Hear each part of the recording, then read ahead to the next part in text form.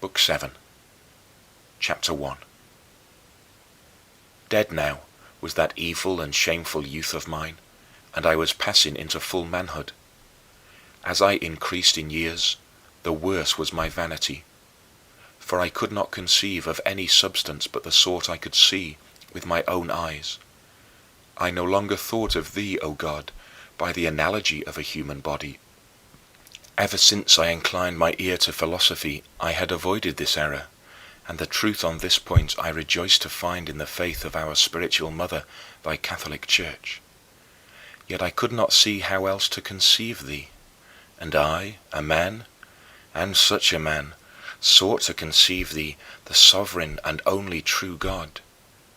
In my inmost heart I believe that thou art incorruptible and inviolable and unchangeable, because, though I knew not how or why, I could still see plainly and without doubt that the corruptible is inferior to the incorruptible, the inviolable obviously superior to its opposite, and the unchangeable better than the changeable. My heart cried out violently against all phantasms, and with this one clear certainty I endeavored to brush away the swarm of unclean flies that swarmed around the eyes of my mind. But behold, they were scarcely scattered before they gathered again, buzzed against my face, and beclouded my vision. I no longer thought of God in the analogy of a human body, yet I was constrained to conceive thee to be some kind of body in space, either infused into the world or infinitely diffused beyond the world. And this was the incorruptible, inviolable, and unchangeable substance which I thought was better than the corruptible, the viable, and the changeable. For whatever I conceived to be deprived of the dimensions of space appeared to me to be nothing, absolutely nothing, not even a void. For if a body is taken out of space, or if space is emptied of all its contents, of earth, water, air, or heaven, yet it remains an empty space, a spacious nothing, as it were. Being thus gross-hearted, and not clear even to myself, I then held that whatever had neither length nor breadth nor density nor solidity, and did not or could not receive such dimensions, was absolutely nothing. For at that time my mind dwelt only with ideas, which resembled the forms with which my eyes are still familiar, nor could I see that the act of thought, by which I formed those ideas, was itself immaterial, and yet it could not have formed them if it were not itself a measurable entity.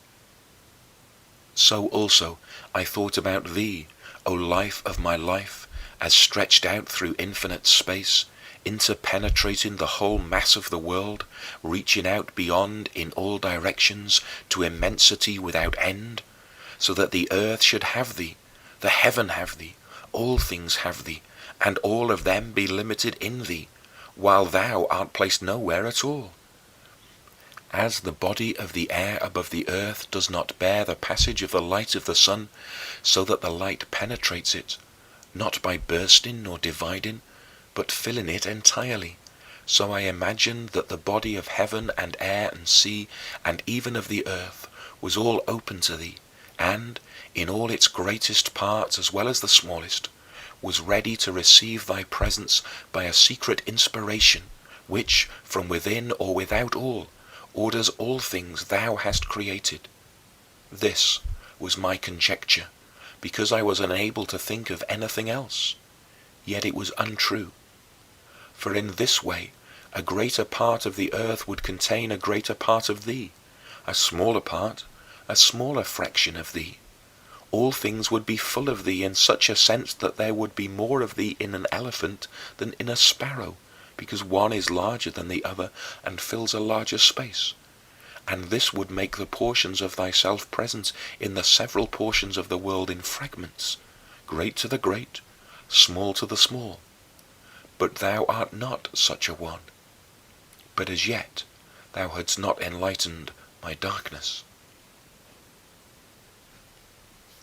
Chapter 2.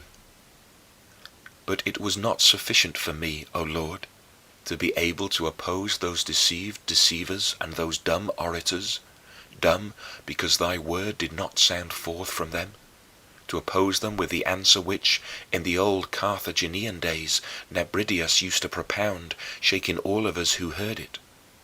What could this imaginary people of darkness, which the Manichaeans usually set up as an army opposed to thee, have done to thee, if thou hadst declined the combat? If they replied that it could have hurt thee, they would have then made thee violable and corruptible. If, on the other hand, the dark could have done thee no harm, then there was no cause for any battle at all.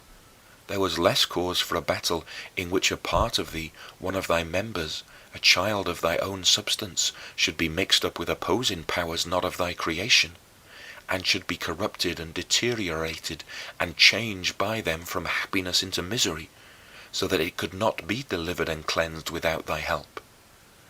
This offspring of thy substance was supposed to be the human soul to which thy word, free, pure, and entire, could bring help when it was being enslaved, contaminated, and corrupted.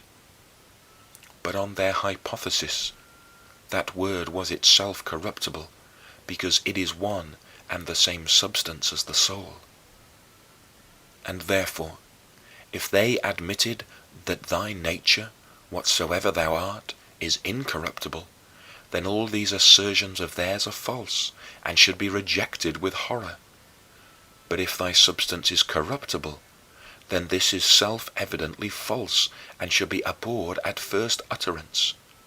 This line of argument, then, was enough against those deceivers who ought to be cast forth from a surfeited stomach, for out of this dilemma they could find no way of escape without dreadful sacrilege of mind and tongue when they think and speak such things about thee. Chapter 3. But as yet, although I said and was firmly persuaded that thou art Lord, the true God, who madest not only our souls but our bodies as well, and not only our souls and bodies but all creatures and all things, was free from stain and alteration and in no way mutable, yet I could not readily and clearly understand what was the cause of evil. Whatever it was, I realized that the question must be so analyzed as not to constrain me by any answer to believe that the immutable God was mutable, lest I should myself become the thing that I was seeking out. And so I pursued the search with a quiet mind, now in a confident feeling that what had been said by the Manichaeans, and I shrank from them with my whole heart, could not be true. I now realized that when they asked what was the origin of evil, their answer was dictated by a wicked pride, which would rather affirm that thy nature is capable of suffering evil than that their own nature is capable of doing it. And I directed my attention to understand what I now was told, that free will is the cause of our doing evil, and that thy just judgment is the cause of our having to suffer from its consequences. But I could not see this clearly. So then, trying to draw the eye of my mind up out of that pit, I was plunged back into it again, and trying often, was just as often plunged back down. For one thing lifted me up toward thy light. It was that I had come to know that I had a will as certainly as I knew that I had life. When, therefore, I willed or was unwilling to do something, I was utterly certain that it was none but myself who willed or was unwilling, and immediately I realized that there was the cause of my sin. I could see that what I did against my will I suffered rather than did, and I did not regard such actions as faults, but rather as punishments in which I might quickly confess that I was not unjustly punished, since I believe thee to be most just. Who was it that put this in me, and implanted in me the root of bitterness, in spite of the fact that I was altogether the handiwork of my most sweet God? If the devil is to blame, who made the devil himself? And if he was a good angel who by his own wicked will became the devil, how did there happen to be in him that wicked will by which he became a devil, since a good creator made him wholly a good angel? By these reflections was I again cast down and stultified. Yet I was not plunged into that hell of error where no man confesses to thee, where I thought that thou didst suffer evil rather than that men do it. Chapter 4. For in my struggle to solve the rest of my difficulties, I now assumed henceforth as settled truth that the incorruptible must be superior to the corruptible, and I did acknowledge that thou, whatever thou art incorruptible. For there never yet was nor will be a soul able to conceive of anything better than thee, who art the highest and best good. And since most truly and certainly the incorruptible is to be placed above the corruptible, as I now admitted, it followed that I could rise in my thoughts to something better than my God, if thou wert not incorruptible. When, therefore, I saw that the incorruptible was to be preferred to the corruptible, I saw then where I ought to seek thee, and where I should look for the source of evil, that is, the corruption by which thy substance can in no way be profaned. For it is obvious that corruption in no way injures our God, by no inclination, by no necessity, by no unforeseen chance, because he is our God, and what he wills is good, and he himself is that good. But to be corrupted is not good, nor art thou compelled to do anything against thy will, since thy will is not greater than thy power. But it would have to be greater if thou thyself were greater than thyself, for the will and power of God are God himself. And what can take thee by surprise, since thou knowest all, and there is no sort of nature but thou knowest it? And what more should we say about why that substance which God is cannot be corrupted? Because if this were so, it could not be God. And I kept seeking for an answer to the question, whence is evil? And I sought it in an evil way, and I did not see the evil in my very search. I marshaled before the sight of my spirit all creation, all that we see of earth and sea and air, and the stars and trees and animals, and all that we do not see, the firmament of the sky above, and all the angels, and all the spiritual things, for my imagination arranged these also as if they were bodies in this place or that. And I pictured to myself thy creation as one vast mass, composed of various kinds of bodies, some of which were actually bodies, some of those which I imagined spirits were like.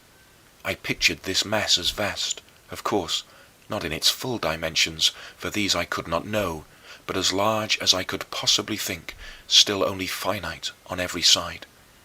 But thou, O Lord, I imagined as environing the mass on every side and penetrating it, still infinite in every direction, as if there were a sea everywhere, and everywhere, through measureless space, nothing but an infinite sea, and it contained within itself some sort of sponge, huge, but still finite, so that the sponge would in all its parts be filled from the immeasurable sea.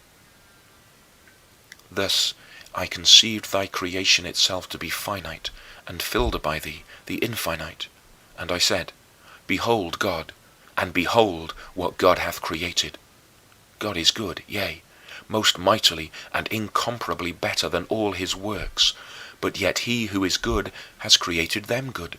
Behold how he encircles and fills them.